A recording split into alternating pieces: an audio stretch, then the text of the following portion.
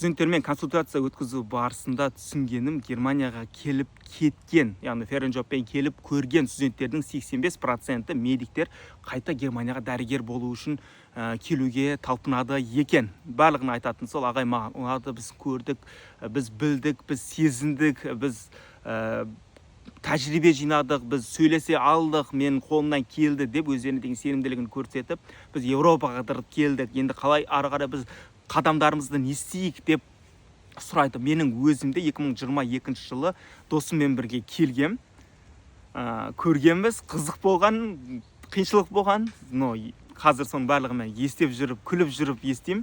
Көптеген орталарда спокойно айтып отыра аламыз. Соның арқасында біз ниет қылдық, бізді Құдай қаласа оқу бітіргеннен кейін келеміз деп. Шүкір, ниет қылған мен де, менің әйелім де, менің досым да, досымның әйелі де, және басқа да достарымыз қазір Германияда.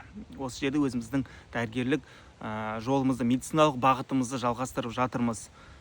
Не үшін мұны айтып отырмын?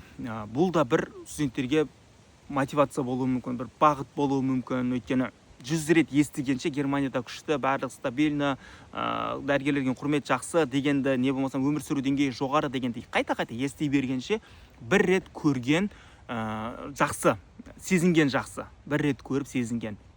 Сол үшін медиктер, егер сіздерге мүмкіндік болсақ, Америкаға барыңыз, қаласаңыз Германияға барыңыз, барлығын студент кезде көру керек.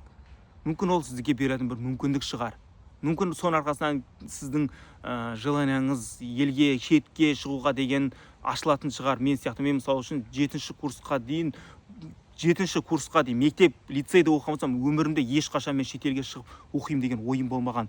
Тек қана әйтеуір лор боламын деген маған мақсат болған. Ары қарай енді шетелде оқимын басқа деген болмаған. Но мен Германияға келіп кеттім 2022-де ференжоппен. Соның арқасында мен Құдайға мың шүкір, біраз көзқарасым өзгеріп, сезініп, қайттан келуге деген ниетім туындады. Осыны Германияға келемін ау деп жүрген студенттерге жіберіңіздер. Мүмкін сіздердің бір әсерлеріңіз болар. Ол үшін келіп, досым сен жіберген видеоның арқасында көріп, қазір мен Германиядамын деп айтып жүретін болар.